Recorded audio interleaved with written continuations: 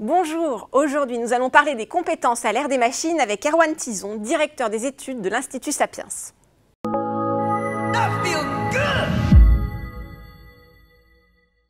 Bonjour Erwan. Bonjour. Vous avez écrit ça, les robots, mon emploi et moi. Tout à fait. Vous nous parlez de la 4e révolution industrielle, donc avec la blockchain, la robotique, l'intelligence artificielle. La grande question, c'est est-ce que les robots vont nous piquer notre job? Alors, il y a une grande chance que la plupart justement, de nos téléspectateurs perdent leur emploi. Dans ce livre et dans cette étude que j'ai essayé de faire. Mais il y a un petit bémol. J'ai analysé qu'en fait, il y avait environ 42% des actifs aujourd'hui qui occupent un emploi qui présente un fort risque d'être remplacé. C'est quand même énorme, 42%. C'est énorme. 19% ont une grande chance d'être robotisés, donc remplacés par un robot, et 23% ont une chance d'être digitalisés, donc remplacés directement par une intelligence artificielle. Quel type d'emploi, par exemple?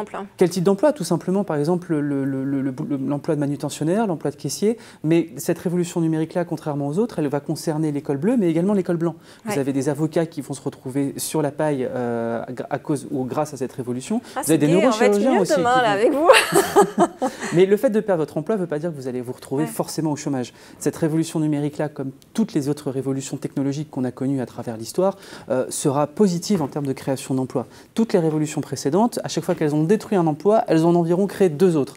Donc on peut espérer, en tout cas être optimiste sur la capacité de cette révolution en cours à créer de nouveaux emplois parce qu'elle va générer de nouveaux besoins. Du coup, nos enfants, si on doit les orienter vers quel secteur vaut-il mieux les orienter pour qu'ils ne perdent pas leur emploi aussitôt qu'ils entrent dans la vie active? Alors, il y a un exercice qui est très difficile en économie, c'est celui de la prospective, surtout quand on essaie d'imaginer quelque chose qu'on ne connaît pas aujourd'hui. Le fait de vous dire demain, voici les emplois qui vont justement embaucher dans 30, 40, 50 ans, c'est extrêmement compliqué. Il y a 10 ans, par exemple, aucune personne n'aurait imaginé que le poste de community manager serait aussi prégnant et aussi important au sein d'un service marketing. Pourtant, aujourd'hui, c'est une réalité. Donc, s'il est difficile de définir avec exactitude les intitulés, les postes des métiers de demain, on peut essayer de voir quelques tendances sur certains secteurs. Notamment, il y a un secteur qui va embaucher dans les prochaines années, et qui d'ailleurs embauche déjà maintenant, c'est le secteur du service à la personne, du care, comme on dit en anglais. Tout simplement pourquoi? Parce qu'on assiste à un vieillissement de la population. On va vivre de plus en plus longtemps en bonne santé, ce qui d'ailleurs est une plutôt bonne chose. Et d'ailleurs, il va falloir accompagner justement. Donc, c'est toute une nouvelle économie, ce qu'on appelle la silver economy, qui est en train de se développer et qui va être énormément gourmande en termes de création d'emplois.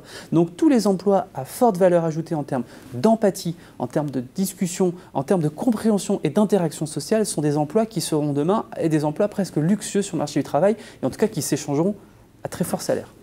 Alors quelles sont les 3 pistes de réforme que vous pouvez avancer? Alors sur cette révolution-là, sachant que le grand problème qu'on a dans une période de destruction créatrice, c'est le décalage temporel entre la destruction et la création. Si effectivement j'avance que 42% des emplois sont en voie d'extinction dans notre société française et que potentiellement ce seront 2 fois plus d'emplois qui seront amenés à créer, s'il y a un écart de 20 ans entre les deux, on va se retrouver effectivement avec une explosion de notre taux de chômage, ce qui serait absolument catastrophique pour notre société. Donc du coup, on peut voir ça à court terme, à moyen terme et à long terme. Exactement. Donc c'est pour ça que j'ai proposé 3 pistes. La première à court terme, qui est celle d'une réforme de notre protection sociale. J'avance dans cet essai l'idée de pourquoi pas penser à insuffler et à mettre en place un revenu universel. Donc c'est pas une idée nouvelle. Le premier à l'avoir avancé, c'était Thomas More dans son livre L'Utopie. Pourquoi le revenu universel? Parce qu'en fait c'est une couverture universelle qui touche absolument tout le monde, quel que soit du coup votre statut, remplacé ou non par un robot. Donc quelque part, ça servirait d'amortisseur social dans une période, on va dire dans une période qui serait assez incertaine. Ensuite, à moyen terme, ce qu'il faut absolument enclencher, c'est une révolution des compétences. La réforme de la formation professionnelle telle qu'elle a été votée il n'y a pas très longtemps à l'Assemblée est une bonne chose, mais il faut aller encore beaucoup plus loin. Demain, face justement à la robotique, face à l'intelligence artificielle, on se devra de se former continuellement.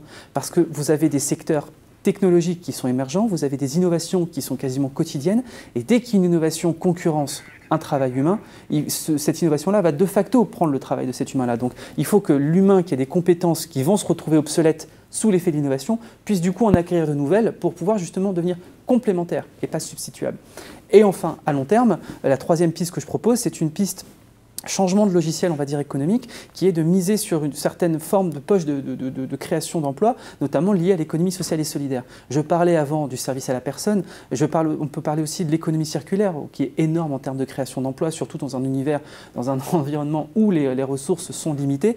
Et là, le fait de changer un petit peu de vision, le fait de changer un petit peu le logiciel économique pourrait permettre d'avoir des poches de création d'emplois jusqu'ici insoupçonnées, voire insoupçonnables. Est-ce que vous avez des exemples comme ça d'innovation concrets qui arrivent et qui vont tout modifier? Moi, je vois par exemple l'imprimante 3D qui embauche pas mal de choses. Exactement, l'imprimante 3D elle est intéressante à double titre. Pourquoi? Parce que, bon, il faut savoir que c'est une technologie qui a presque 10 à 15 ans maintenant, donc on peut considérer qu'elle est arrivée à maturité, mais elle n'est pas arrivée à sa maturité économique. C'est-à-dire qu'on s'attendait il y a 10 ans à ce que tout le monde ait son imprimante 3D chez lui. Ce n'est pas encore le cas, mais plus de temps que prévu. Ça a mis un peu plus de temps que prévu. Ça remet un petit bémol sur la prévision économique, justement. L'imprimante 3D est intéressante, pourquoi? Parce qu'aujourd'hui, vous pouvez créer n'importe quel produit chez vous. Si, imaginons, vous allez dans n'importe quel supermarché ou grand magasin justement de mobilier, vous pouvez reproduire à l'identique ce produit-là chez vous, juste en ayant acheté quelque part le brevet architectural. On pourra même faire des maisons. Vous pourrez, effectivement, ça c'est le deuxième volet, vous pouvez construire une maison. Aujourd'hui, grâce à l'imprimante 3D, on peut construire une maison... une petite maison. En moins de 24 heures, vous pouvez construire une maison de plus de 4 pièces. Donc ce qui est absolument incroyable et impressionnant, parce que ça peut permettre effectivement de sortir pas mal de personnes du mal logement, mais surtout ça va complètement détruire le métier de maçon, qui n'aura plus aucune raison d'être face à cette technologie qui travaille en 24 heures, sans dormir, sans se reposer. Donc il faut choisir entre l'efficacité ou l'humain, en gros. Il faut choisir entre l'efficacité et l'humain, mais ce n'est pas forcément antinomique. On peut se choisir l'efficacité et se dire on va pouvoir réallouer justement le temps qui est occupé par un robot et qui n'est plus occupé par un humain à autre chose, et donc du coup à créer des nouveaux emplois, et donc du coup sur des secteurs qui sont totalement émergents. Quoi d'autre comme emploi? Alors par exemple l'emploi de journaliste. Alors l'emploi de journaliste à double titre, lui aussi il est touché. Vous avez le métier de présentateur, vous avez des présentateurs au Japon qui sont des humanoïdes, qui sont des robots en fait. Déjà aujourd'hui là? Déjà aujourd'hui, vous avez des journaux télévisés qui sont présentés, des journaux télévisés qui sont présentés par des robots. C'est assez sympa. Beaucoup d'empathie, beaucoup d'émotionnel. C'est très froid, ça reste très froid, mais ça reste très efficace.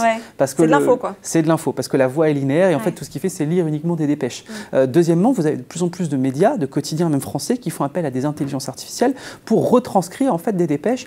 Par exemple, dans le cas des élections municipales et départementales, vous aviez justement cette intelligence-là qui reportait tous les résultats. Par contre, le fait d'avoir ce que vous êtes en train de faire, c'est-à-dire de sourire déjà et de poser des questions et des réponses qui vont dépendre de mes questions et de mes réponses à moi, aujourd'hui, une intelligence artificielle savent pas faire. Incapable de faire.